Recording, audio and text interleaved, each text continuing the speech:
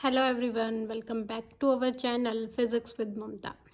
आज हम estate PGT physics 2016 के पेपर का सॉल्यूशन करेंगे और इस सेशन में हम 30 क्वेश्चंस को कवर कर लेंगे। उन 30 क्वेश्चन का एनालाइज करेंगे, कितने वो इम्पोर्टेंट है। और ये देखो, बहुत पीछे का पेपर है 2016 का, इसमें थोड़े फैक्चुअल क्वेश्चन ज़्यादा है, ठीक है।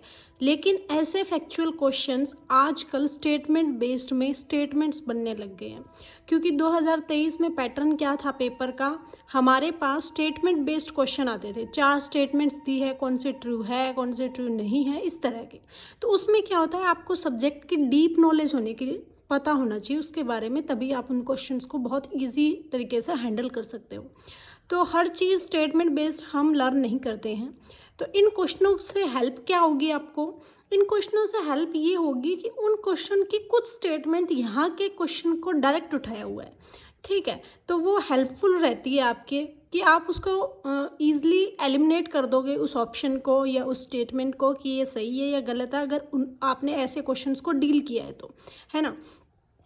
कई लोग कहते हैं कि सिर्फ 5 साल के प्रीवियस ईयर कर लेने चाहिए। मेरे हिसाब से सारे प्रीवियस ईयर करने चाहिए, इतने तो है भी नहीं, और जितने हैं अगर आप कर लोगे तो बेटर ही है ना। आपका क्या हो रहा है, कॉन्फिडेंस भी बिल्डअप हो रहा है अगर आप इजीली सोल्व कर पा रहे हो, और अगर आप सोल्व नहीं कर पा रहे हो तो आपके कंसेप्ट फॉर्म्ड हो रहे हैं। हमें दोनों तरफ से ही पॉजिटिव होके चलना है ना। फिजिक्स इतना ईजी ऑफ कॉस्ट नहीं है करना, आपको ईजी बनाना पड़ेगा इसको, है ना। तरीके से आपको तैयारी करनी पड़ेगी। क्वेश्चंस को मैक्सिमम टू मैक्सिमम क्वेश्चंस आपको डील करने होंगे। वो फोबिया आपको निकालना पड़ेगा कि मैं ये नहीं कर पा रही हूँ, ये मुझसे नहीं हो रहा है। कई बच्चों के अभी भी मतलब रिकमेंड आते हैं कि मैडम क्वेश्चन नहीं बन रहे हैं। क्वेश्चन तब बनेंगे, मैक्सिमम टाइम आप प्रैक्टिस कीजिए। एक बार मैं करवा रही हूँ, आपने देखा सॉल्यूशन, इट्स ओके। 5-7 दिन के गैप के बाद आप दोबारा खुद से ट्राई कीजिए, आपको कितने क्वेश्चंस उस वक्त के कॉन्सेप्ट से याद है ना। उसके बाद आप, अगर आपको नहीं आ रहा है, आप दोबारा सॉल्यूशन देखिए। यही तो बेनिफिट रहता है इन वीडियोस का। आप 2x पे करके भी इजीली इनको देख सकते हैं, है ना। अपने सेल्फ रिटर्न नोट्स भी बना सकते हो आप। इस तरह से तैयारी कीजिए। आई एम होपफुली कह सकती हूँ मैं, आप इजीली पेपर को सॉल्व कर लोगे, कोई दिक्कत नहीं आएगी। पर आपको कॉन्फिडेंस अपने आप में बूस्ट करना होगा कि मैं कर लूँगी, मुझे करना है ना। तो शुरू करते हैं। एस्टेट 2016 का पेपर मैं 2011 से लेके 16, 17, 18, 19, 20 लगभग 23 तक के सारे पेपर करवाऊंगी, नो डाउट, ठीक है। ऐसे ही अच्छे से अच्छे सॉल्यूशंस में करवाऊंगी, पूरे डिटेल्ड सॉल्यूशन के साथ आपको करवाऊंगी, ठीक है। तो आप बार बार इन वीडियोस को रिपीट भी देख सकते हैं, तो आपका कंसेप्ट फॉर्म रहेगा। जब आप फ्री हो तो आप देख सकते हो, क्योंकि बहुत लंबी वीडियो मैं डालती नहीं हूँ। 20, 25, 30 मिनट की मैक्सिमम वीडियो, अगर आप 1x पे देखोगे तो 15-20 मिनट में कवर अप हो जाएगी। और 15-20 मिनट आपका माइंड फुल एक्टिव रहता है, तो आप इजीली कंसेप्ट को कैच कर सकते हैं, ठीक है। तो शुरू करते हैं बगैर टाइम वेस्ट किए हुए। हमारा पहला क्वेश्चन है, if the frequency of alternating current is 50 hertz, then the time taken by the current to rise from 0 to maximum is कितना होगा। तो हमें पता है फ्रिक्वेंसी आपको गिवन है, लेकिन इसमें time taken by the current पूछा गया है, कितना करंट रेज कर रहा है, 0 टू मैक्सिमम वैल्यू। तो देखो, अल्टरनेटिंग करंट क्या होता है, जो साइनोसॉइड, जो अपना एम्पलीट्यूड है वो क्या करे, टाइम के साथ वेरी करे, है ना। अगर मैं 0 से t/2 फर्स्ट हाफ साइकिल देखूँ तो इसमें मैक्सिमम वैल्यू आपको कहाँ पर मिलती है, 0 टू t/4 पे। तो इसने पूछा यही है, फ्रॉम 0 टू मैक्सिमम। तो 0 टू मैक्सिमम ये कितने टाइम पीरियड में हो रहा है, 0 टू t/4 टाइम पीरियड में हो रहा है ना। और फ्रिक्वेंसी आपको गिवन है अल्टरनेटिंग करंट की, हमें पता है फ्रिक्वेंसी। अगर हमें पता है तो हम निकाल सकते हैं टाइम। टाइम क्या होता है, 1/फ्रिक्वेंसी दैट इज 1/50 सेकेंड। और हमें पता है t/4 में वो क्या कर रहा है, 0 टू मैक्सिमम करंट रेज कर रहा है। तो आपके पास टाइम पीरियड क्या होगा, t/4, और टाइम t कितना है आपको, 1/50 गिवन है, 1/50 into 4 that is 1/200 second. Option 1 आपका क्या रहेगा यहाँ पे, करेक्ट रहेगा। तो इसने ये ये ट्रिकी पॉइंट दिया कि जीरो टू मैक्सिमम करंट, तो आपको अल्टरनेटिंग करंट में पता होना चाहिए कि जीरो टू मैक्सिमम करंट कब होता है, मतलब maximum value of the current क्या कब होती है, क्योंकि ये मैं बताऊं आपको। तो ये करंट, ऑसिलेटिंग करंट का फिगर है आई इज इक्वल टू, अगर ए इसका एम्पलीट्यूड है, ए ऑफ साइन ओमेगा टी, ठीक है। या फिर हम आई नोट अगर मैं इसका मैक्सिमम लिखूं तो ये I is equal to I naught sine omega t, ठीक है, इस तरीके से। नेक्स्ट अगर मैं बात करूं question number 2, N identical waves है, हर एक की इंटेंसिटी आई नोट है जो इंटरफेयर कर रही है हर each other, then the ratio of the maximum intensity क्या होगी जब वो कोहेरेंट होगा और जब वो इनकोहेरेंट होगा। ये क्वेश्चन अगर आपने मेरे साथ प्रीवियस ईयर सॉल्व किए हैं तो 2023 में ये स्टेटमेंट बेस्ड क्वेश्चन था। उसमें एक स्टेटमेंट ये गिवन, दो स्टेटमेंट गिवन थी कि जब वो कोहेरेंट है तो उसका मैक्सिमम इंटेंसिटी ये है, जब वो इनकोहेरेंट है तो मैक्सिमम इंटेंसिटी ये है। एक उसने दिया था कि थिन फिल्म्स में इंटरफेरेंस की कंडीशन क्या होती है, ब्राइट फ्रिंज कब मिलती है। ऐसी 4 स्टेटमेंट्स दी हुई थी जो इंटरफेरेंस पे डिपेंडेंट थी और उनमें से करेक्ट या इनकरेक्ट देखना था। तो ये वाला क्वेश्चन एज अ स्टेटमेंट उन्होंने यूज़ किया था 2023 में।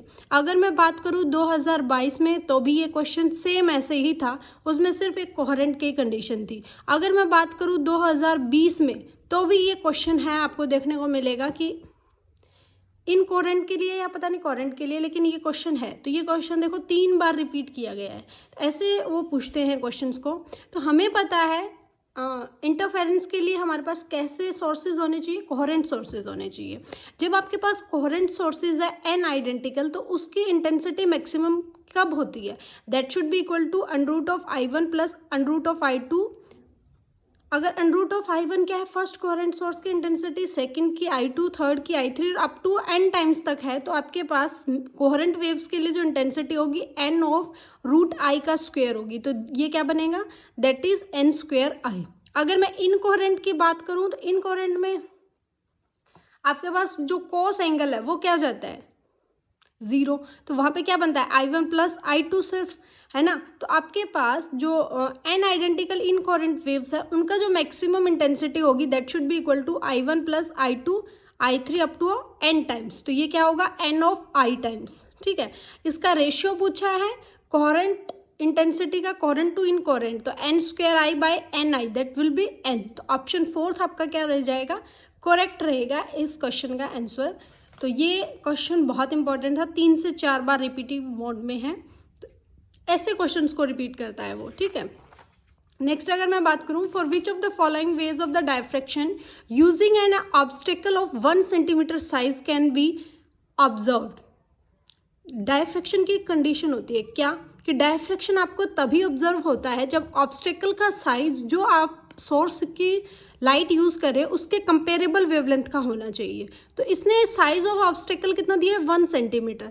तो 1 सेंटीमीटर किसकी वेवलेंथ ऑफ लाइट होती है, that should B ultrasonic waves की। तो हमारे पास इस क्वेश्चन का आंसर क्या रहेगा, 4th, that will B ultrasonic waves, ठीक है। अगर मैं बात करूँ इनकी फ्रिक्वेंसी सबसे ज़्यादा किसकी होती है, तो गामा रेज की फ्रिक्वेंसी क्या होती है, सबसे ज़्यादा होती है। और रेडियो वेव्स की वेवलेंथ क्या होती है, सबसे ज़्यादा होती है। तो ये एक स्पेक्ट्रम है, आपको पता होना चाहिए, ठीक है।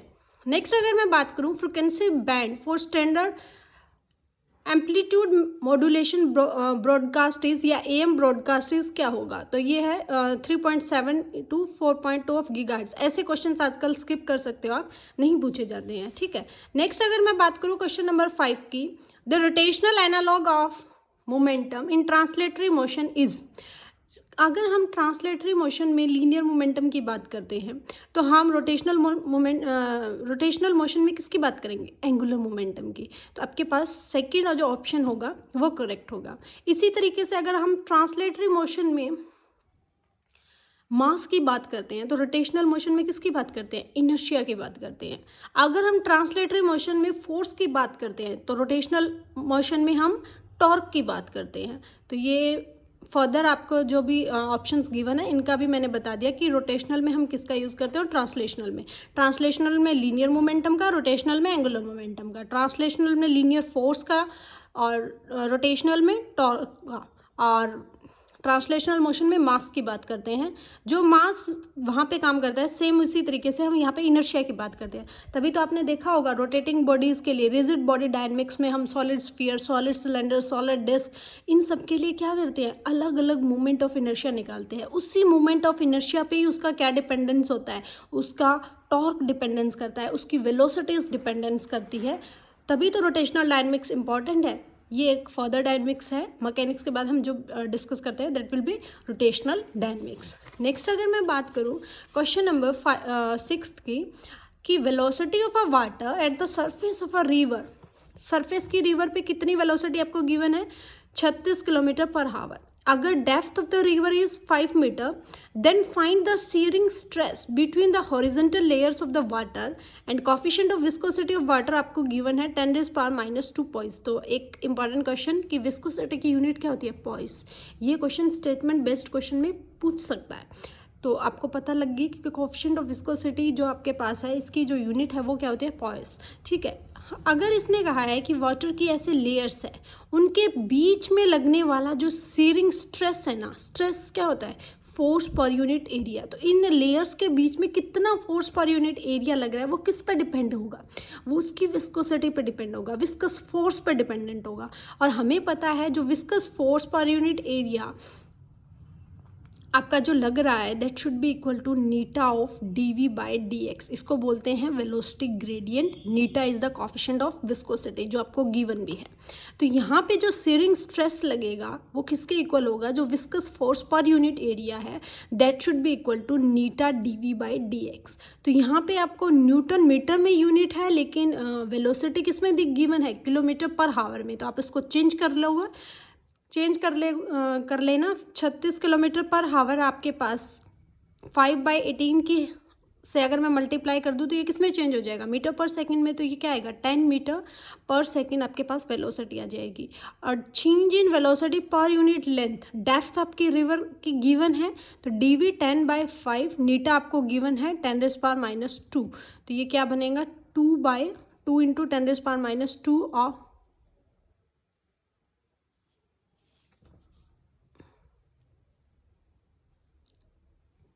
10⁻² पॉइस विस्कोसिटी की जो यूनिट है वो गिवन है। तो विस्कोसिटी की यूनिट को अगर न्यूटन पर मीटर स्क्वायर सेकंड में चेंज करेंगे तो 10⁻³ क्या बनेगा, -3। तो यहाँ पे देखो हमारे पास यूनिट कन्वर्जन इंपॉर्टेंट था, क्योंकि क्वेश्चन तो इजी था, क्वेश्चन में तो फॉर्मूला बेस्ड किया, आपने क्वेश्चन लिख लिया। अगर आप यूनिट का कन्वर्जन नहीं करते हो तो you can go with the answer option number 4। लेकिन अगर आप यूनिट का कन्वर्जन सही तरीके से कर पाते हो तभी आप ऑप्शन नंबर 3 पे जाओगे, और ऑप्शन नंबर 3 क्या था, इसमें करेक्ट था। तो इस क्वेश्चन से आपको एक चीज़ रिमाइंड अपने शॉर्ट ट्रिक्स में लिख लेनी है कि यूनिट का ज़रूर ध्यान रखना है, यूनिट की वजह से कोई गलती ना हो, तो उस चीज़ को आपको यहाँ पे रखना है नोटेड। नेक्स्ट अगर मैं बात करूँ क्वेश्चन नंबर 7 की, एक इलेक्ट्रॉन है जो एंटर करता है एक मैग्नेटिक फील्ड में। मैग्नेटिक फील्ड में एक इलेक्ट्रॉन क्या किया, एंटर किया, और जो परपेंडिकुलर डायरेक्शन है टू द मैग्नेटिक फील्ड।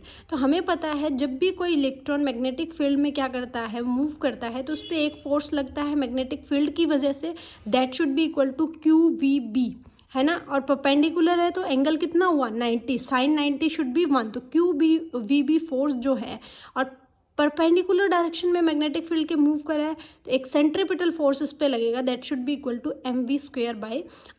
तो यहाँ पे अगर मैं QVB/r और 2 से मल्टीप्लाई और 2 से इसको डिवाइड कर दूँ तो यहाँ पे ये ½ mv² जो है वो क्या रहेगा, कांस्टेंट। तो यहाँ पे जो आपकी क्वांटिटीज जो कांस्टेंट रहती है that should be equal to kinetic energy. ये क्वेश्चन 2023, 21, 22 हर बार पूछा हुआ है, हर बार पूछता है, घुमा के पूछता है वो। कभी तो ये कह देता है मैग्नेटिक फील्ड में सर्कुलर मोशन में वो मूव कर रही है, कभी वो क्या कह देता है कि आपके पास साइक्लोट्रॉन है। साइक्लोट्रॉन भी इसी कंसेप्ट पे वर्क करता है कि इलेक्ट्रॉन मैग्नेटिक फील्ड में परपेंडिकुलर टू द डायरेक्शन के क्या करता है, मूव करता है। साइक्लोट्रॉन की बात कर देता है, कई बार वो बीटाट्रॉन की भी बात कर देता है। बीटाट्रॉन में भी यही फोर्सेस लगते हैं और इसी के कारण मोशन होता है, ठीक है। कई बार वो सर्कुलर मोशन की भी बात कर देता है। 3-4 तरीके से इस क्वेश्चन को वो फोल्डेड कर सकता है और फ्लिप करता भी है, और मैंने कई बार इस क्वेश्चन को देखा है, ठीक है। तो ये क्वेश्चन नंबर 7 भी इंपॉर्टेंट है। नेक्स्ट अगर मैं बात करूँ क्वेश्चन नंबर 8 की, क्वेश्चन नंबर 8 क्या कहता है कि एक ऑब्जेक्ट है जिसको प्लेस्ड किया है at a distance of 20 centimetre to concave mirror. Concave mirror कैसा होता है? This should be concave mirror, जिसकी इनर साइड तो क्या है? रिफ्लेक्टिंग, और ये क्या है आपके पास? Metallic polished side. इसने कहा है कि इसमें आपके पास ऑब्जेक्ट के डिस्टेंस u गिवन है, कितना? मान लेते हो u यहाँ पे है और इसकी डिस्टेंस है 20 सेंटीमीटर। हमें पता है according to sign convention left side जो भी आपके मिरर में हम यूज़ करते हैं वो आपके पास क्या होगा? Minus, taken as a negative sign. फिर इसने कहा है कनकेव मिरर की फोकल लेंथ भी क्या होती है? Negative, that should be equal to -10 centimetre. अगर कन्वेक्स होता तो उसकी फोकल लेंथ क्या होती है? पॉजिटिव होती है। फोकल लेंथ पॉजिटिव है, इसका मतलब उसकी पावर भी क्या होती है? पॉजिटिव होती है। लेकिन कनकेव मिरर की फोकल लेंथ क्या होती है? नेगेटिव होती है, और आपके पास इसकी जो फोकल लेंथ होती है वो भी क्या होती है? नेगेटिव होती है। जो केस हम कनकेव मिरर में पढ़ते हैं, ये कुछ कंसेप्ट्स है जो मैं आपको बता रही हूँ शॉर्ट, कि जो कंसेप्ट्स आप कनकेव मिरर में पढ़ते हैं वही आप कहाँ पढ़ते हैं? कन्वेक्स लेंस में। कन्वेक्स लेंस क्या होता है? कन्वर्जिंग। कनकेव मिरर भी क्या होता है? कन्वर्जिंग, ये कन्वर्ज करता है। ठीक है, तो इसने कहा है कि जो इमेज प्रोड्यूस हो रही है वो कैसी इमेज है? विर्चुअल है, इन्वर्टेड है, रियल है, इरेक्ट है, रियल इन्वर्टेड एंड डायमिस्ड है, या फिर रियल इन्वर्टेड और सेम साइज की है, ये हमें बताना है। तो पहले हम क्या यूज़ करेंगे? Mirror formula 1/f is equal to 1/v plus 1/u। हमें चाहिए v, that should be equal to 1/f minus of 1/u। f क्या है? Minus of 1/10, minus of minus plus हो जाएंगे 20। आप क्या करेंगे? एलसीएम लेंगे, that should be equal to 20 minus 2 minus 1 minus 1 minus 1/20। इसका मतलब v इज इक्वल टू -20। ये देखो ऑब्जेक्ट का साइज और इमेज का साइज सेम है, जहाँ पे ऑब्जेक्ट आपने रखा है उसी के नीचे इन्वर्टेड इमेज किसकी मिल रही है? इसी ऑब्जेक्ट की मिल रही है। तो v और u की वैल्यू सेम है, तो आपके पास सेम साइज की है। तो एक ही ऑप्शन से आपको पता लग गया कि आपकी जो इमेज है वो कैसी है? रियल भी है, इन्वर्टेड भी है और सेम साइज की है। तो ऑप्शन नंबर 4 आपका यहाँ पे क्या हो जाएगा? करेक्ट हो जाएगा। तो जितने केसेस आप कनकेव मिरर में पढ़ते हैं वही आप कहाँ पढ़ते हैं? कन्वेक्स लेंस में पढ़ते हैं। जैसे आप पढ़ते हैं बियॉन्ड इन्फिनिटी, इन्फिनिटी से परे आपकी जो भी रेज आती है उनकी जो इमेज है वो कहाँ बनती है? At the centre of curvature, है ना। अगर मैं बात करूँ आपके पास फोकस और इन्फिनिटी के बीच की जो भी रे आती है उसका कहाँ बनता है? सेंटर और कर्वेचर के बीच में। ऐसे हम 5 चीज़ें पढ़ते हैं। इसके बाद हम पढ़ते हैं कि कर्वेचर पे जो अब अगर मैंने ऑब्जेक्ट रखा है रेडियस ऑफ कर्वेचर पे, तो उसकी जो इमेज होती है वो भी क्या बनती है? रेडियस ऑफ कर्वेचर पे मिलती है। अगर मैं बात करूँ आपके पास बियॉन्ड सी की बात करूँ या बियॉन्ड रेडियस ऑफ कर्वेचर की बात करूँ, तो आपके पास क्या बनती है? सी और एफ के बीच में। अगर मैं बात करूँ एफ और इन सी के बीच में, तो आपकी जो इमेज होती है वो इनफाइनाइट पे बनती है ना। तो ये कनकेव मिरर और कन्वेक्स लेंस के जो भी केसेस है आप उनको इसी क्वेश्चन के साथ में लिख लीजिए। तो इससे क्या होगा, जब आप इन प्रीवियस ईयर को रिवाइज करोगे एक बार एग्ज़ाम से पहले, तो आपको सारे कंसेप्ट एक झटके में क्या हो जाएंगे? रिमाइंड हो जाएंगे। कब आपकी इमेज नेगेटिव होती है, कब आप फोकल लेंथ को नेगेटिव लोगे, इसमें ऑप्टिक्स में नेगेटिव का बहुत रोल है। आप कब फोकल लेंथ को नेगेटिव लोगे, कब आप यू को नेगेटिव लोगे, कब फॉर्मूले बहुत इजी है, लेकिन सिर्फ इस नेगेटिव पॉजिटिव की वजह से आंसर चेंजेस आ जाते हैं। ठीक है, इस बात का आपको ध्यान रखना है। नेक्स्ट अगर हम बात करें क्वेश्चन नंबर 9, ये बीएससी के टॉपिक्स में हम जनरली पढ़ते हैं। Which of these particles has a minimum de Broglie wavelength when kinetic energy of all the particle is same. तो डी ब्रॉगली ने क्या कहा था कि आपके पास क्या होता है? एक पार्टिकल है, दो तरह के नेचर कंसिस्ट करता है, एक वेव नेचर और एक पार्टिकल नेचर। तो जो वेव नेचर है उसकी जो फ्रिक्वेंसी या जो उसका वेवलेंथ है that should be equal to h/p। और इसने कहा है काइनेटिक एनर्जी सेम है, तो इसका मतलब काइनेटिक एनर्जी डिपेंडेंस है p²/2m पे। तो इसका मतलब जो आपका मोमेंटम है वो क्या है? √2me। तो लैम्डा शुड बी h/√2me। तो काइनेटिक एनर्जी तो सेम है, h कांस्टेंट है, तो वेवलेंथ किस पर डिपेंड कर रही है? इन्वर्सली प्रोपोर्शनल टू √m, है ना। तो इसने पूछा है जिसका मास सबसे कम उसकी डी ब्रॉगली वेवलेंथ सबसे ज़्यादा। तो मास किसका सबसे कम है? इलेक्ट्रॉन का। तो इसका मतलब इसकी डी ब्रोगली वेवलेंथ क्या होगी, सबसे ज़्यादा, लेकिन हमसे तो मिनिमम पूछा है ना, तो सबसे ज़्यादा मास किसका है, अल्फा पार्टिकल का। इसका मतलब डी ब्रोगली वेवलेंथ किसकी सबसे ज़्यादा हो, सबसे कम होगी, अल्फा पार्टिकल की। अगर इसको वो आगे इन फर्दर अरेंज करना पूछ ले कि किसकी सबसे ज़्यादा और किसकी सबसे कम, तो सबसे ज़्यादा अल्फा पार्टिकल की। उसके बाद मास ऑफ न्यूट्रॉन,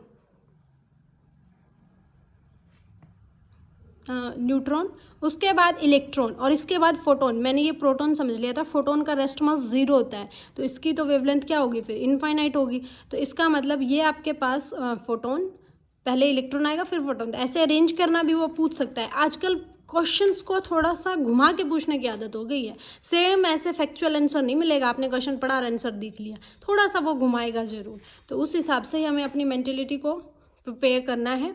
नेक्स्ट अगर मैं बात करूँ, क्वेश्चन नंबर 10 इलेक्ट्रिसिटी से पूछा हुआ है। अगर एक वायर है जिसका रेजिस्टेंस है 80 ओम और जिसको स्ट्रेच कर दिया है to the double of its length, तो इसका रेजिस्टेंस कितना होगा। तो इसका एक जर्नल फॉर्मूला है कि अगर आपका वायर है किसी भी रेजिस्टेंस का क्यों ना हो, अगर उसकी लेंथ को मैं n टाइम्स क्या कर दूं, स्ट्रेच कर दूं, बढ़ा दूं, तो उस क्या होगा, तो उसका जो न्यूली रेजिस्टेंस या इफेक्टिव रेजिस्टेंस होगा that should B dependents on n square, और जो आपका शुरू में ओरिजिनल रेजिस्टेंस था उसके n स्क्वेयर टाइम हो जाता है। जितने n टाइम आप उस लेंथ को इंक्रीज कर रहे हो, रेजिस्टेंस क्या डिपेंड करेगा, n स्क्वेयर टाइम पे डिपेंड करेगा। तो इसने कहा है कि डबल मैंने उसकी लेंथ को स्ट्रेच कर दिया, तो n को क्या कर दिया इसने 2 टाइम्स। तो यहाँ पे इफेक्टिव जो आपके पास रेजिस्टेंस होगा that should be equal to n square, 2 का स्क्वेयर इंटू जो ओरिजिनल रेजिस्टेंस है 80, 4 into 80 that should be equal to 320 ohm. तो ये ऑप्शन थर्ड आपका यहाँ पे क्या हो जाएगा, करेक्ट हो जाएगा। तो आप यहाँ पे ये अपना नोट कर लीजिए कि n टाइम्स के लिए अगर आपके पास कोई भी वायर को मैंने स्ट्रेच किया है तो उसका इफेक्टिव रेजिस्टेंस होगा वो किस पे डिपेंड करेगा, that should be n square, r पे डिपेंड करेगा। अगर मैं नेक्स्ट क्वेश्चन की बात करूँ, the self inductance of a long solenoid of length l is proportional to, तो वो किसके प्रोपोर्शनल होता है, 1/l। जबकि जो आपका मैग्नेटिक फील्ड होता है लॉन्ग सोलेनॉइड में, ये किस पे डिपेंड करता है, mu naught n I of A. ठीक है, तो वो इंडिपेंडेंट ऑफ एल होता है, लेकिन सेल्फ इंडक्टेंस एल की बात करें तो ये डिपेंडेंस होता है 1/l। आप यहाँ पे इसके साथ ही अपना जब नोट्स बनाएं तो सोलेनॉइड के साथ टोरेनॉइड को भी लिखें। ठीक है, सेम ही उसी में होता है। ठीक है, नेक्स्ट अगर मैं बात करूँ क्वेश्चन नंबर 12 की, स्पेक्ट्रम ऑफ एक्सरेज, ये आपने बीएससी में पढ़ा होगा, mostly law of the average for continuous and linear average, या फिर डिस्क्रीट भी बोल देते हैं वहाँ पे। तो आपके पास जो स्पेक्ट्रम होता है एक्सरे का वो क्या होता है, कॉन्टिन्यूस और लीनियर होता है। नेक्स्ट अगर मैं बात करूँ, वेरी इजी क्वेश्चन, आजकल ऐसे क्वेश्चन तो वो टीजीटी साइंस में भी नहीं पूछ रहे हैं, पहले पीजीटी फिजिक्स में आता था, तो लेवल देख लो कितना अप हो गया है। Heat propagates in a vacuum by, कि हीट जो प्रोपागेट करती है वैक्यूम में वो किस फिनोमिना से प्रोपागेट करती है। मेनली जो हीट प्रोपागेट करती है हमारी, वो कंडक्शन, कन्वेक्शन और रेडिएशन, इन 3 टाइप से करती है। तो इसमें जो आपका वैक्यूम में करेगी वो किसके फिनोमिना से करेगी, रेडिएशन से। जैसे हमारे पास जो सनलाइट्स आती है, सनलाइट क्या आ रही है हमारे पास, एटमॉस्फेयर में से आ रही है, या फिर हम जहाँ पे हमारे पास एटमॉस्फेयर ऐसे वैक्यूम भी है, ऐसे आ रही है, तो आपके पास वो लाइट क्या है, रेडिएशन है, क्योंकि सन की लाइट 8 मिनट में क्या करती है, अर्थ के सरफेस पे पहुंच जाती है। तो जो हीट प्रोपागेट्स इन वैक्यूम है वो थ्रू रेडिएशन होता है। जबकि अगर मैं बात करूँ कंडक्टर में या लिक्विड या गैसेस में, आपके पास जो हीट का प्रोपागेशन मीडियम हो सकता है वो क्या हो सकता है, एक तो कंडक्शन और एक कन्वेक्शन। फ्लूइड्स में, लिक्विड या गैसेस में जनरली कन्वेक्शन से फ्लो करता है, जबकि आपके पास सॉलिड्स में जो हीट प्रोपागेट करती है वो कंडक्शन से करती है। ठीक है, तो ये आप नोट रखना कि कंडक्शन और कन्वेक्शन का कहाँ यूज़ करते हैं। नेक्स्ट अगर मैं बात करूँ क्वेश्चन नंबर 14, एक ऑब्जेक्ट है जिसका मास है 1 kg, जो फॉल कर रहा है एक वर्टिकल स्प्रिंग और जिसकी हाइट है 2 मीटर। तो एक वर्टिकल स्प्रिंग मैंने लिया जिसकी हाइट को लिखा 2 मीटर और इस पर एक मैंने मास लगाया हुआ है कितने का, 1 kg का, और वो जो आपका स्प्रिंग है वो क्या हो गया, कंप्रेस्ड हो गया। तो इसका मतलब उसमें चेंज आया उसकी एलोंगेशन में, के यहाँ पे है स्प्रिंग कांस्टेंट जिसकी वैल्यू है 200 न्यूटन पर मीटर। तो कंप्रेशन कितना होगा, तो हमें पता है स्प्रिंग में कैसा मोशन होता है, सिंपल हार्मोनिक मोशन होता है। और जो सिंपल हार्मोनिक मोशन होता है उस पर जो फोर्स लगता है वो किसके डिपेंडेंट होता है, माइनस ऑफ डिस्प्लेसमेंट या नेगेटिव ऑफ डिस्प्लेसमेंट। तो F is equal to minus of X के प्रोपोर्शनल होता है, तो force is equal to minus of K by X. और यहाँ पे फोर्स लग कितना रहा है, इस जो आपका ब्लॉक है मास m का, उस पर कितना फोर्स लग रहा है ड्यू टू ग्रेविटी एक, क्योंकि ये वर्टिकल स्प्रिंग है ना, अगर ये वर्टिकल स्प्रिंग ना होता तो ये फोर्स नहीं लगता इस पर, जो फोर्स आप लगा रहे हैं वही लगता, लेकिन यहाँ पे ये वर्टिकल स्प्रिंग है तो इस पर कितना फोर्स लगा mg। तो mg इज इक्वल टू, यहाँ पे ये फोर्स कितना हो जाएगा, mg इज इक्वल टू के एक्स। और यहाँ पे आपको g पता है, के आपको पता है, एक्स आपको पता, एलोंगेशन कितना हुआ वो हमें निकालना है, और मास आपको पता है, तो यहाँ से आप एक्स निकाल सकते हैं, that can be find you. और इसमें हमारे पास इस पोटेंशियल एनर्जी जितनी स्टोर हुई है स्प्रिंग में वही क्या होगी, ड्यू टू हाइट। तो पोटेंशियल एनर्जी स्प्रिंग में कितनी स्टोर हुई, that is half K X square, that should be equal to M G H. तो पुट कर देंगे यहाँ से, एक्स की वैल्यू क्या आ जाएगी, 1/√5। ठीक है,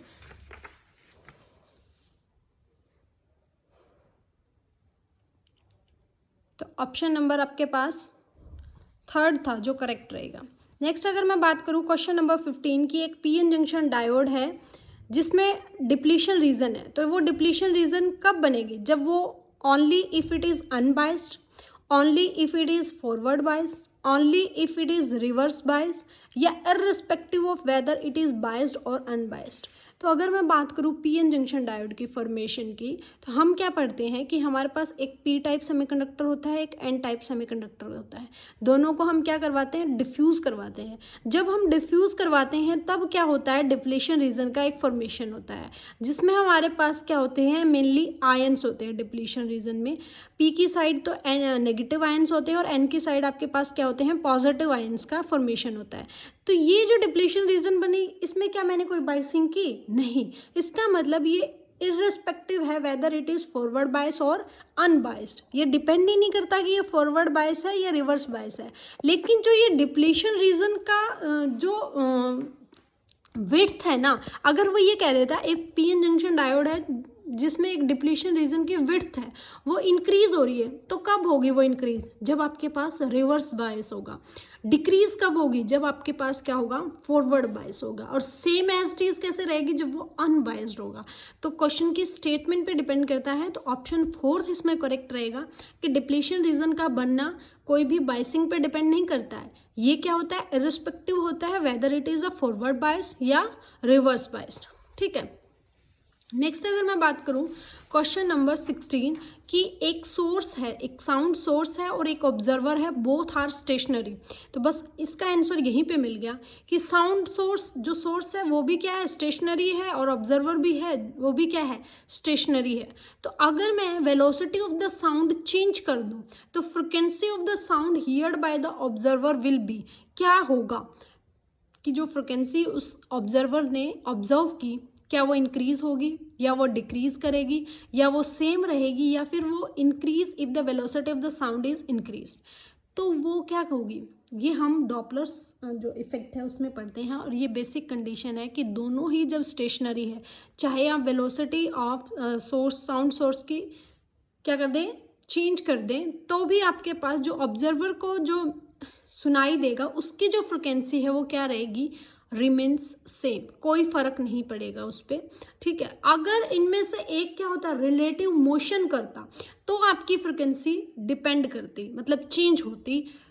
रिलेटिव मोशन कैसा है उस पर वो डिपेंड करती कि अगर आपका साउंड सोर्स उस ऑब्जर्वर की तरफ जा रहा है तो आपके पास उसकी फ्रिक्वेंसी क्या हो जाती, इंक्रीज हो जाती। अगर अवे फ्रॉम द सोर्स जा रहा है तो डिक्रीज हो जाती। तो उसके रिलेटिव मोशन पे वो डिपेंड करता। लेकिन अगर दोनों ही स्टेशनरी है तो कभी भी फ्रिक्वेंसी का चेंज नहीं होगा। तो आपको क्वेश्चन कैसे टैकल करने चाहिए, अकॉर्डिंग टू माई सेल्फ, कि आप क्या कर सकते हो, जैसे मैंने ये बताया कि दोनों स्टेशनरी है, तो आप इसी क्वेश्चन के नीचे अपना ये पॉइंट्स लिख ले कि दोनों स्टेशनरी है तो कोई चेंज नहीं होगा। अगर वो उसकी तरफ आ रहा है तो मैक्सिमम होगा चेंज, या फिर फ्रिक्वेंसी क्या होगी, इंक्रीज होगी। अगर वो अवे जा रहा है तो फ्रिक्वेंसी क्या होगी, डिक्रीज होगी। तो ऐसे तीनों चारों जो भी आपके केसेस हो सकते हैं उस क्वेश्चन से रिलेटेड, वो वहीं पे लिख ले। तो जब आप इन प्रीवियस ईयर को, जब मैं कहती हूँ ना कि बार बार आप प्रीवियस ईयर रिवाइज कीजिए, तो ये कंसेप्ट आपके बार बार रिवाइज होते रहेंगे और वो एकदम अच्छे से तैयार हो जाएंगे आपके सारे कंसेप्ट। इसलिए मैं कहती हूँ कि प्रीवियस ईयर इंपॉर्टेंट है। बाकी आपका तरीका है, आप जिस तरीके से तैयारी करो, बस अच्छी तैयारी करो। फिजिक्स को मत भूलो, क्योंकि physics is vast syllabus. Question number 17, ये क्वेश्चन भी कई बार पूछा गया है। आजकल ये क्वेश्चन रिपीट होने लग गया है। मतलब ये क्वेश्चन हम एमएससी में पढ़ते हैं, बीएससी तक इसका कोई लेवल नहीं है। एक दो क्वेश्चन तो एचटेट को एमएससी के डालने ही डालने होते हैं, क्योंकि इनको ये लगता है कि एमएससी इज़ वन ऑफ। तो आपके पास क्वेश्चन क्या है कि वेव फंक्शन ग्राउंड स्टेट का हाइड्रोजन एटम का आपको गिवन है, और जिसकी वैल्यू आपके पास कितनी है, that should be equal to psi is equal to 1/π/a nought cube. a nought cube मतलब a इज द रेडियस जो ग्राउंड स्टेट में हाइड्रोजन बॉन्डिंग हाइड्रोजन की होती है, वो e⁻⁻r/a।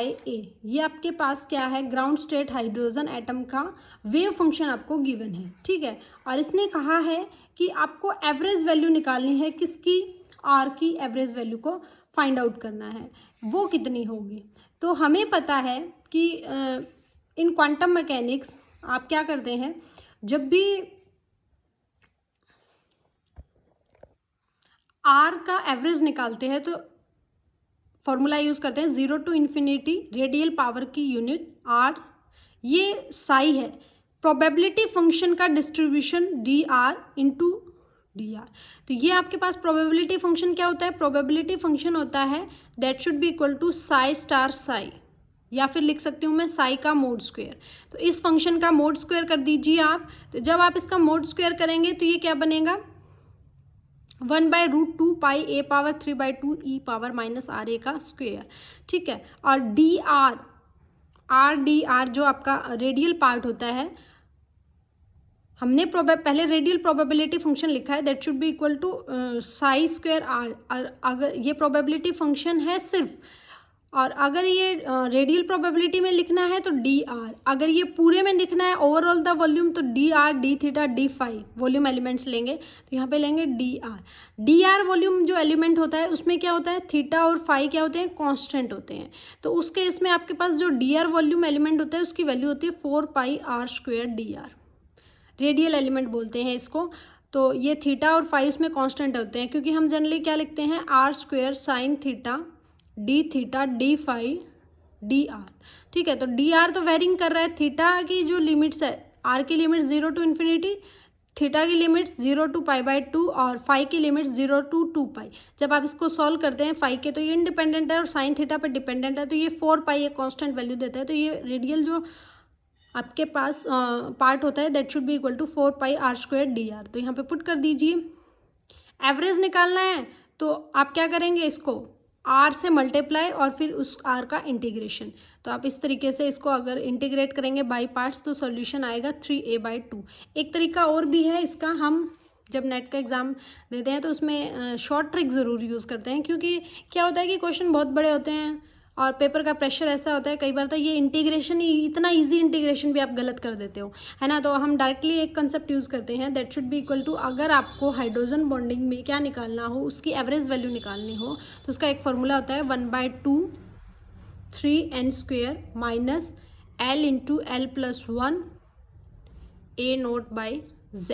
तो हाइड्रोजन की बात कर रहा है तो z शुड बी 1, और 1/2 ग्राउंड स्टेट की बात कर रहा है तो n की वैल्यू भी क्या 1, और L की वैल्यू ग्राउंड स्टेट में क्या होगी 0, तो 0 a0। तो ये क्या बनेगा 3/2 ऑफ a0। तो यही आंसर है आपका, a लिख दो चाहे a0, वो डिपेंड कर रहा है, इसने a दिया है तो a लिख देंगे 3/2 ऑफ a, ठीक है।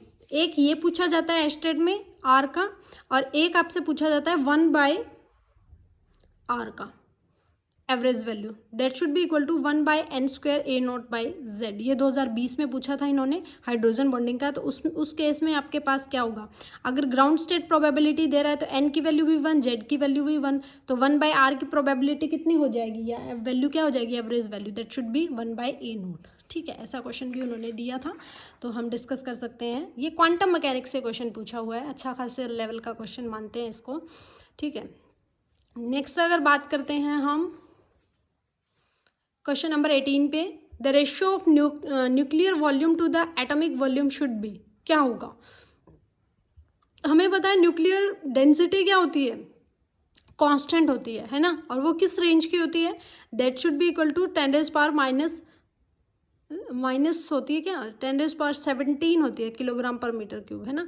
न्यूक्लियर रेडियस क्या है, न्यूक्लियस की रेडियस होती है 10⁻⁻15 मीटर, जबकि एटम की रेडियस होती है 10⁻10 मीटर। वॉल्यूम का पूछा है तो आर का क्यूब और आर डैश का क्यूब हो जाएगा। जब आप इसको सॉल्व करोगे तो क्या बनेगा, 10⁻15। Very easy question, question number 4। इसने कहा है कि क्वेश्चन नंबर 19 देखते हैं, there is a no vertical component of the earth's magnetic field at equator, magnetic pole, north pole and 45 latitude. कि कब मैग्नेटिक फील्ड का कंपोनेंट आपके पास नहीं होगा वर्टिकल का। वर्टिकल कंपोनेंट में अर्थ का मैग्नेटिक फील्ड किसके इक्वल होता है, बी साइन थीटा के इक्वल होता है। जब तो आपका थीटा क्या होगा, 0, तो कोई भी वर्टिकल कंपोनेंट नहीं होगा, क्योंकि साइन थीटा 0, तो मैग्नेटिक फील्ड की भी वैल्यू क्या हो जाएगी उस केस में, 0। तो 0 एक्सिस कौन सी होती है, इक्वेटर। तो ऑप्शन फर्स्ट आपका करेक्ट रहेगा। अगर मैं मैग्नेटिक पोल या नॉर्थ पोल या साउथ पोल की बात करूँ तो थीटा मैक्सिमम होता है, तो उस केस में आपके पास जो अर्थ का मैग्नेटिक फील्ड का वर्टिकल कंपोनेंट है वो क्या रहेगा, मैक्सिमम रहेगा। अगर 45 पे बात करें तो 1/√2 टाइम्स रहेगा। ठीक है, नेक्स्ट हम बात करते हैं क्वेश्चन नंबर 20। आपको गिवन है एक बुलियन एक्सप्रेशन और इसको पूछा गया है कि कितने minimum number of gate use कर सकते हैं आप। तो पहले आपको इसको सॉल्व करना पड़ेगा। गिवन है आपके पास b a + b + a × b bar of a। According to Boolean expression B A, De Morgan law क्या कहता है, सेम फंक्शन को मल्टीप्लाई करेंगे तो एक सेम फंक्शन आप लिख सकते हो plus a b bar plus a। इसमें से कौन कॉमन है, a में से a b bar b plus b बार। उसी फंक्शन का कॉम्प्लीमेंट अगर आप उसके साथ ऐड कर देते हो तो इसकी वैल्यू क्या होती है, 1 प्लस a प्लस b। तो ये क्या बना, a plus a, that is कितनी भी बार a की बुलियन फंक्शन को आप ऐड कर लो, a प्लस b। तो ये आपके पास इस बुलियन एक्सप्रेशन का simpler formula, a plus B किस में आएगा, 1 और गेट। तो ऑप्शन थर्ड आपका इसमें क्या जाएगा, करेक्ट जाएगा। आजकल पूछने लगे हैं डिजिटल इलेक्ट्रॉनिक्स से भी क्वेश्चन, तो और गेट आएगा इसका आंसर। नेक्स्ट अगर मैं बात करूं क्वेश्चन नंबर 21, एक इलेक्ट्रॉन है जो मूव कर रहा है किसी भी इलेक्ट्रिक पोटेंशियल में। जब भी इलेक्ट्रॉन इलेक्ट्रिक पोटेंशियल में मूव करे तो उस पर कितना फोर्स लगेगा या कितनी काइनेटिक एनर्जी वो मूव करेगा, that should be equal to EV। Enter in a high potential field V2, पहले वो V1 पोटेंशियल फील्ड में था फिर V2 में गया, तो चेंज इन काइनेटिक एनर्जी किसके इक्वल होगा। तो मैं बताऊं, अगर आपको फर्स्ट अगर वो पोटेंशियल फील्ड V1 में है तो कितनी काइनेटिक एनर्जी हुई 1 के कारण, that should be equal to kinetic energy of 1 that is equal to EV1। और सेकेंड में जब वो चला गया तो काइनेटिक एनर्जी कितनी बनी, that should be equal to EV2। Change in kinetic energy पूछा है तो काइनेटिक एनर्जी 2 - 1 करेंगे, EV2 - EV1। तो E कांस्टेंट है तो प्रोपोर्शनल किसके होगा, V2 - V1। तो ऑप्शन सेकंड आपका क्या रहेगा, करेक्ट रहेगा इस केस में। तो question number 21 is so called easy question. Next अगर मैं बात करूं क्वेश्चन नंबर 22, आपको कहा है कि काइनेटिक एनर्जी को इंक्रीज किया है कितना, 300%। तो मोमेंटम कितना इंक्रीज होगा, इसके लिए मैंने एक डॉट फार्मूला बताया है, ये n टाइम्स के लिए आप नोट डाउन कर सकते हो कि अगर मैं काइनेटिक एनर्जी को n टाइम्स इंक्रीज कर दूं तो उसके मोमेंटम में जो चेंज होगा वो होगा 100 + n/100 माइनस ऑफ 1 का 100%। तो ये n की वैल्यू है 300, तो 400/100, तो 4 - 1, 4 का √2, 2 - 1 1, तो 1 × 100 दैट इज 100%। तो थर्ड ऑप्शन आपका इसका क्या रहेगा, करेक्ट रहेगा। ये हमें कैसे फॉर्मूला लिखा है इसने कि काइनेटिक एनर्जी को किस तरह से लिख सकते हो आप, p²/2m। तो इसको थोड़ा सा रिमाइंड करने का तरीका रहता है कि मोमेंटम √E पे डिपेंड करता है ना। तो जो फॉर्मूला होगा वो भी √O में होगा, 100 + n/100 - 1। स्क्वायर स्क्वायर कुछ नहीं है इसका। जबकि अगर आपको मोमेंटम में चेंज दे दे और काइनेटिक एनर्जी का पूछ ले वो, तो क्या होगा, ये 100 plus n by 100 minus, sorry इसका स्क्वायर हो जाएगा -1। यहाँ पे n क्या है, मोमेंटम इंक्रीज कर रहे हैं हम n टाइम्स, इसी का उल्टा फॉर्मूला होता है। अगर आपको मोमेंटम इंक्रीज दे और काइनेटिक एनर्जी का पूछे तो आप ये फॉर्मूला यूज़ करोगे, 100 प्लस n बाई 100 का स्क्वायर -1। और अगर आपको काइनेटिक एनर्जी को इंक्रीज करके मोमेंटम में इंक्रीज पूछे तो that is equal to 100 plus n by 100 का रूट -1 इंटू 100%। ठीक है, दोनों आप फॉर्मूले लिख लीजिएगा, इंपॉर्टेंट है। नेक्स्ट अगर मैं बात करूँ, दो न्यूक्लियर आपको गिवन है, 2 nuclei have their mass number in the ratio of mass number को किससे डिनोट करते हो आप, ए से। तो A1 और A2 का रेशियो कितना है, 1:3। तो the ratio of nuclear densities would be, तो क्या होगा, अभी मैंने डिस्कस किया था कि न्यूक्लियर डेंसिटी क्या होती है, कांस्टेंट होती है, चाहे कितना भी मास नंबर उसका क्यों ना हो, चाहे वो 2 मास नंबर की है चाहे वो 100 मास नंबर की है, दोनों की न्यूक्लियर डेंसिटी क्या रहेगी, सेम रहेगी, डिपेंड ही नहीं करती वो ए पे। तो इसका मतलब आपका जो दिया हुआ है मास नंबर का रेशियो, न्यूक्लियर डेंसिटी का रेशियो भी क्या रहेगा, सेम ही रहेगा। सॉरी सेम क्यों रहेगा, दोनों की न्यूक्लियर डेंसिटी क्या रहेगी, 1:1 सेम, मैंने ये ऑप्शन देखा नहीं।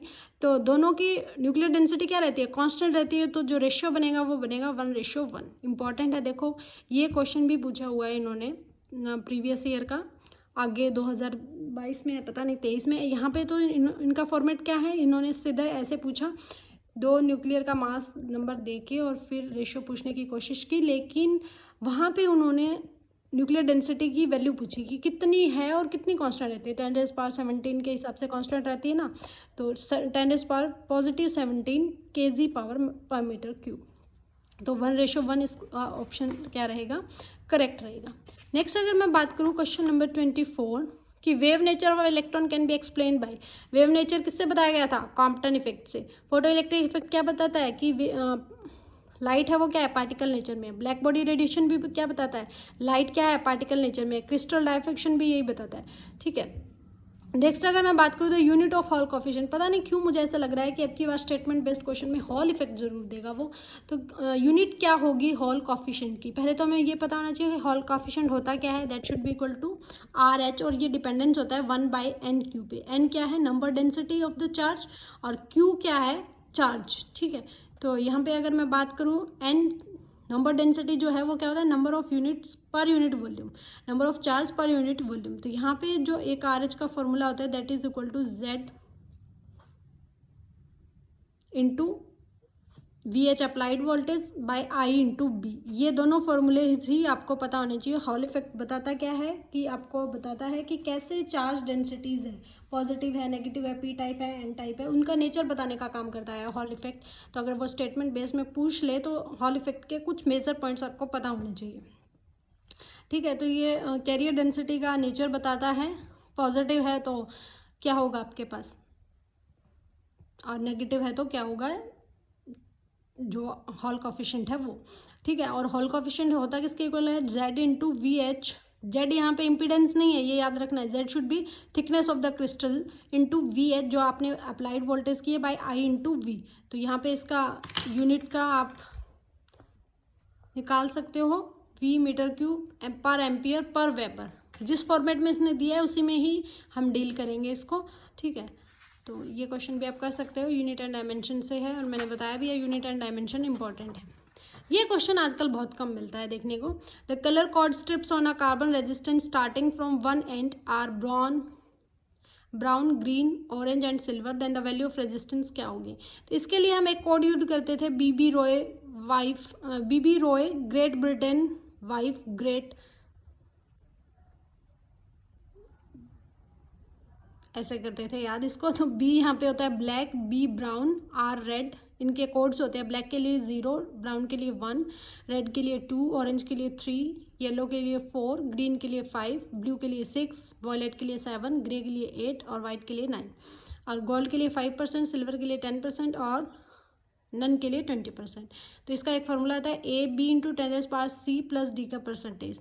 A और B क्या होता है, फर्स्ट 2 स्ट्रिप। तो ब्राउन और ग्रीन दी इसने, तो ब्राउन के लिए आपके पास कोड होता है 1 और ग्रीन के लिए 5। तो AB 15, 10 पावर सी क्या है, ऑरेंज 3, तो 10⁻³ एंड सिल्वर के लिए +10%, तो आपके पास जो रेजिस्टेंस की वैल्यू होगी वो होगी 15 × 10⁻³ ±10%। तो आप इसको नोट कर सकते हैं कि बीबी रॉयस, ग्रेट ब्रिटेन वाइफ, इस तरह से बचपन में याद करते थे। 11th में बहुत इसका हमने यूज़ भी किया है, तो क्या आप इजीली निकाल सकते हो। नेक्स्ट क्वेश्चन इंपॉर्टेंट है, अगर आप क्या करें किसी भी वायर को स्ट्रेच कर दे डबल ऑफ इट्स लेंथ, तो क्या इसके यंग्स मॉडुलस ऑफ इलास्टिसिटी पे फ़र्क पड़ेगा। तो इसकी जो यंग्स मॉडुलस ऑफ इलास्टिसिटी है, पहले तो आपको ये पता होना चाहिए यंग मॉडुलस ऑफ जो इलास्टिसिटी है वो किस किस का रेशियो है, that is normal stress over longitudinal strain. तो नॉर्मल फोर्स क्या होता है, स्ट्रेस क्या होता है, फोर्स पर यूनिट एरिया, और लॉन्गिट्यूडनल स्ट्रेन क्या होता है, डेल्टा लेंथ इंटू एल। तो ये अनचेंज्ड रहता है, कोई फर्क नहीं पड़ता है यंग्स मॉडुलस पे अगर आपकी उसकी वायर को डबल लेंथ कर देंगे, ठीक है। नेक्स्ट हम बात करते हैं क्वेश्चन नंबर 28। ये क्वेश्चन इन्होंने 2022 में पूछा हुआ है, घुमा के ऐसा ही सेम ही है, शायद उसमें 22 में है कि 21 में है, same he question with same statements. क्या है कि यंग डबल स्लिट एक्सपेरिमेंट है जिसकी फ्रिंज विड्थ है beta, intensity of central bright fringe है I0, और intensity of light on the screen eight a distance x from the central bright fringe क्या होगी, ये इसने पूछा है। तो हमें पता है जब भी हम इंटेंसिटी की बात करते हैं ना, हम मेलस लॉ की बात करते हैं, that should be equal to I is equal to I0 cos square del by 2। यहाँ पे ये जो डेल है ये क्या रिप्रेजेंट करता है, फेज शिफ्ट को रिप्रेजेंट करता है कि कितना फेज का शिफ्ट हुआ है। तो हमारे पास दो, एक फ्रिंज विड्थ के बारे में बताया गया और एक सेंट्रल ब्राइट फ्रिंज की जो इंटेंसिटी है I0 उसके बारे में बताया गया है। तो ये क्या है आपके पास फेज शिफ्ट, और फेज शिफ्ट किसके इक्वल होता है 2π/λ इंटू पाथ डिफरेंस, है ना। तो यहाँ पे आपके पास जो पाथ डिफरेंस होगा वो किस पर डिपेंड करेगा, that should be equal to fringe width. तो 2π/λ into xd/d that should be equal to delta. और फॉर ब्राइट फ्रिंज के लिए हमारे पास इंटेंसिटी किसके इक्वल है, I0 के इक्वल है। तो ये होता है I is equal to I0 cos square, del की जगह वैल्यू पुट कर देंगे 2π/λ xd/d। जब आप इसको सॉल्व करोगे तो ये क्या बनेगा, I/I0 cos square πx dx/d, और ये क्या है बीटा, तो इसको आप क्या लिख सकते हो πx/बीटा। तो I is equal to I0 cos πx/बीटा, that option will be third. ऐसा ही क्वेश्चन ये रिपीट मोड में पूछा हुआ है, कुछ नहीं है, क्वेश्चन का बहुत बेसिक कंसेप्ट है। ये एक कंसेप्ट है कि इंटेंसिटी की आप जब बात करते हो तो मेलस लॉ की बात करोगे, I is equal to I0 cos square del by 2, del आपको पता है फेज डिफरेंस और पाथ डिफरेंस का रिलेशन आपको पता ही होता है। सेंट्रल मैक्सिमा का केस होगा तो मैक्सिमम वैल्यू कब देगा वो, जब आपके पास ये क्या होगा डेल बाई 2, तो पुट कर देंगे और इसको इन टर्म्स ऑफ किस में लेके आना है, बीटा फ्रिंज विड्थ की फॉर्मेट में लेके आना है। तो ऑप्शन थर्ड आपका इसमें क्या हो जाएगा, करेक्ट हो जाएगा। ये क्वेश्चन इंपॉर्टेंट है, ठीक है। नेक्स्ट अगर मैं बात करूँ question number 29, 2 points P and Q are maintain at a potential of 10 volt and -4 volt respectively. तो वर्क डन कितना होगा 100 इलेक्ट्रॉन्स को पॉइंट P से पॉइंट Q तक ले जाने में। तो पॉइंट P पे पोटेंशियल कितना है 10 वोल्ट और Q पे कितना पोटेंशियल है -4 वोल्ट। वर्क डन क्या होगा, पोटेंशियल में चेंज इनटू आपके जो भी नंबर ऑफ चार्जेस या नंबर ऑफ इलेक्ट्रॉन्सेज है। तो नेट पोटेंशियल में चेंज हुआ -4 -10 -14 वोल्ट, और नंबर ऑफ जो आपके पास इलेक्ट्रॉन्स है वो 100 और इलेक्ट्रॉन पे चार्ज कितना होता है 1.6 इंटू 10⁻⁻19। जब आप इसको सॉल्व करोगे तो वर्क डन कितना आ जाएगा 2.24 इंटू 10⁻⁻16 जूल, ठीक है।